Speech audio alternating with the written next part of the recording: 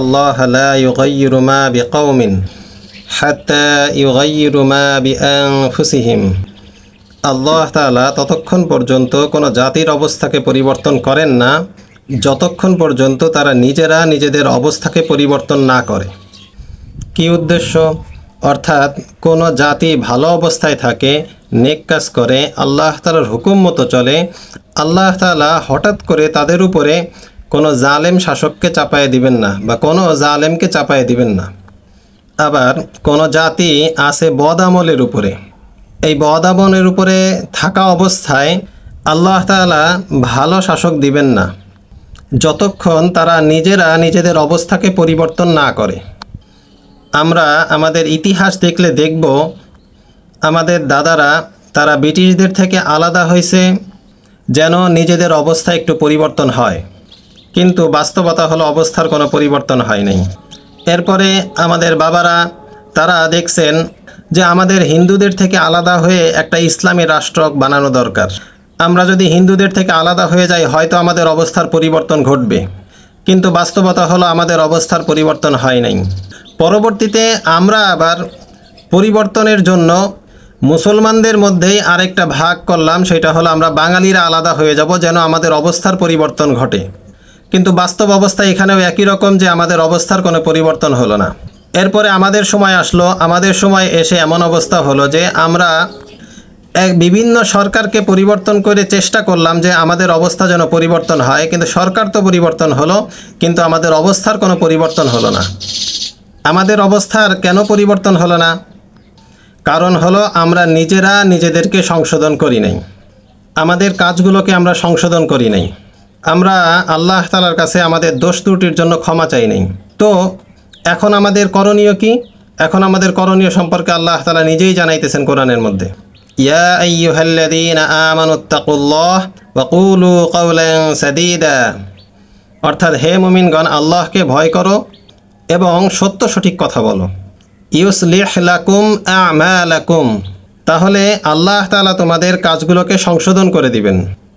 ওয়ায়াগফির লাকুম যুনুবাকুম, এবং তোমাদের পাপগুলোকে ক্ষমা করে দিবেন। তো আমাদের এই অবস্থার পরিবর্তনের জন্য প্রথম কাজ হলো আমাদেরকে সদা সত্য কথা বলার চেষ্টা করা। কোনো জায়গার মধ্যে আমরা যেন কথার ব্যাপারে খেয়ানত না করি, তাহলে আল্লাহ তাআলা আমাদের অবস্থার পরিবর্তন করবেন, কাজগুলোকে সংশোধন করে দিবেন, আমাদের গুনাহগুলোকে মাফ করে দিবেন এবং ইনশাআল্লাহ একসময় অবস্থার পরিবর্তন আসবে। এরপর আল্লাহ তাআলা বলেন, ওয়া ইযা আরাদাল্লাহু বিকওমিন সুআন ফালা মারাদ্দা লাহ। আল্লাহ তাআলা যখন কোনো জাতির উপরে বিপদ আনার ইচ্ছা করেন তখন সেটা রদ করা সম্ভব হয় না। ওয়া মা লাহুম মিন দুনিহি মিন ওয়াল, আর তিনি ছাড়া তাদের কোনো রক্ষাকর্তা থাকতে পারে না। এখন কথা হলো, এটা কি আল্লাহ তাআলার পক্ষ থেকে বিপদ যেটা আমাদের সামনে এখন উপস্থিত? এই যে বন্যায় আমাদের পার্শ্ববর্তী মানুষ নোয়াখালী, কুমিল্লা, ফেনী, মৌলভীবাজার, চিটাগাং এই সমস্ত এলাকার মানুষ যে বন্যায় প্লাবিত হয়ে গেছে, এই যে বন্যাটা হয়েছে এইটা কি সরাসরি আল্লাহ তাআলার পক্ষ থেকে নাকি এটা মানব সৃষ্ট? কারণ বিপদ এটা দুই ধরনের, প্রথম হলো আল্লাহ তাআলার পক্ষ থেকে বিপদ আসে, দ্বিতীয় নাম্বার হলো মানব সৃষ্ট বিপদ। যদি আল্লাহ তাআলার পক্ষ থেকে বিপদ আসে তাহলে আমাদের করণীয় হলো আত্মরক্ষা করা, আর যদি মানব সৃষ্ট বিপদ হয় তাহলে আমাদের কাজ হলো প্রতিরক্ষা করা। আল্লাহ তাআলার পক্ষ থেকে বিপদ কখন আসে? যখন নিয়ামতের নাশুকরি করা হয়। আমরা আমাদের দেশের যে নিয়ামতগুলো আছে এই নিয়ামতগুলোকে সঠিক জায়গায় কাজে লাগাই নাই, বরং এই নিয়ামতের ব্যাপারে আমরা খেয়ানত করছি, যার কারণে আল্লাহ তাআলা এই বিপদ আমাদের উপরে দিয়েছেন, যদি এটা আল্লাহ তাআলার পক্ষ থেকে হয়।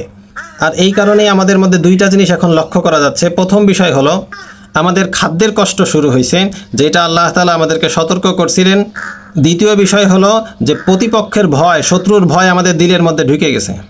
এই সম্পর্কে আল্লাহ তাআলা কোরআনের এক জায়গায় জানাইছেন, যারাবাল্লাহু মাসালান ক্বরিয়াতান কানাত আমিনাতাম মুতমাইন্নাহ। আল্লাহ তাআলা একটা জনবসতির দৃষ্টান্ত দিচ্ছেন যা ছিল নিরাপদ এবং শান্তিপূর্ণ। ইয়াতিহা রিজকুহা রাগাদাম মিন কুল্লি মাকান, চতুর্দিক থেকে তার জীবিকা চলে আসতো পর্যাপ্ত পরিমাণে। ফাকাফারাত বিআনউমিল্লাহ, এরপর আল্লাহ তাআলার নিয়ামতের নাশুকরি তারা শুরু করে দিল। فأذاقها الله لباس الجوع والخوف بما كانوا يصنعون, ফলে আল্লাহ তাআলা তাদের কৃতকর্মের কারণে, তাদের এই নিয়ামতের নাশুকরির কারণে তাদেরকে ক্ষুধা এবং ভীতির পোশাক আস্বাদন করালেন। অর্থাৎ দুর্ভিক্ষ এবং শত্রুর পক্ষ থেকে আক্রমণ এবং লুটতরাজের ভয়, এই দুইটো বিপদ যেন তাদেরকে এমনভাবে ধরল যেমন আমরা পোশাক পরিধান করি, অর্থাৎ পোশাকের মতো যেন আমরা পরে ফেললাম এই দুইটা জিনিস। এজন্য প্রথম কাজ হলো যে আমরা সদা সর্বদা সত্য কথা বলবো। আল্লাহ তাআলা আমাদের কাজগুলোকে সংশোধন করে দিবেন, আমাদের গুনাহকে মাফ করে দিবেন এবং আমাদের অবস্থাকে আল্লাহ তাআলা পরিবর্তন করে দিবেন। দ্বিতীয় বিষয় যেটা আমরা গুরুত্বপূর্ণের সাথে খেয়াল করি সেটা হলো আমাদের দেশের মধ্যে যারা নেতৃস্থানীয় আছেন, যাদের কাছে ক্ষমতা আছে, তারা বুদ্ধিজীবীদের একত্র করেন এবং দেশের বড় বড় মাথাদেরকে একত্র করে এই দেশের একটা শর্ট অ্যানালাইসিস করেন, যেটা আমরা বিজনেস স্টাডিজের ছাত্র যারা আছি বা যারা কমার্সের স্টুডেন্ট তারা অনেকেই পড়ে থাকবেন, SWOT শর্ট। এই শর্ট অ্যানালাইসিস আমাদের দেশের জন্য এখন করা দরকার। শর্ট অ্যানালাইসিসটা কি? এসে হলো স্ট্রেংথ, ডাব্লুতে উইকনেস, ওতে অপরচুনিটি, টিতে থ্রেট।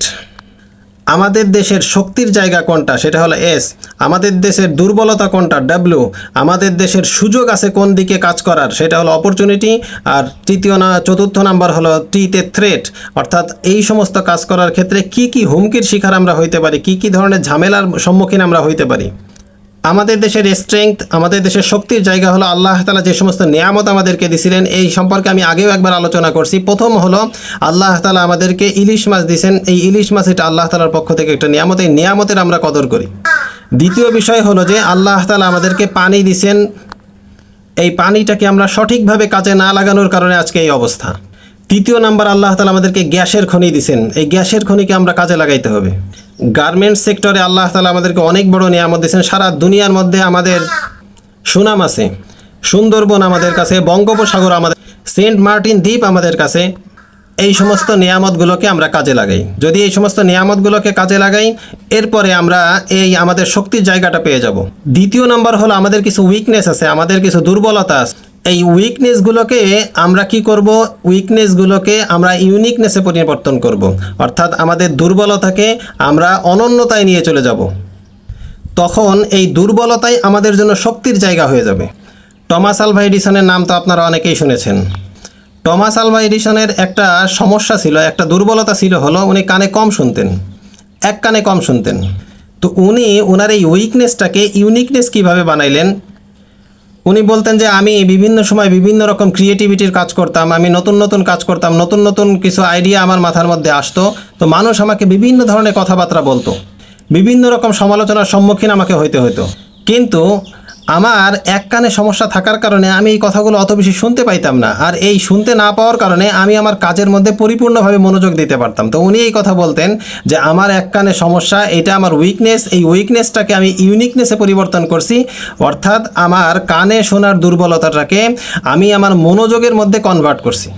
অর্থাৎ যেটা ছিল ওনার জন্য দুর্বলতা, ওইটা উনি একটা অনন্য পর্যায়ে নিয়ে চলে গেছেন, যার কারণে উনি বড় বড় কাজ করতে পারছেন। তো আমাদের দেশের মধ্যেও কিছু দুর্বলতা আছে, এই দুর্বলতাগুলোকে আমরা যদি একটু চিন্তা ভাবনা করে ইউনিকনেসে নিয়ে আসতে পারি, অনন্যতায় নিয়ে আসতে পারি, এটা সারা দুনিয়া আমাদের দিকে তাকায় দেখবে।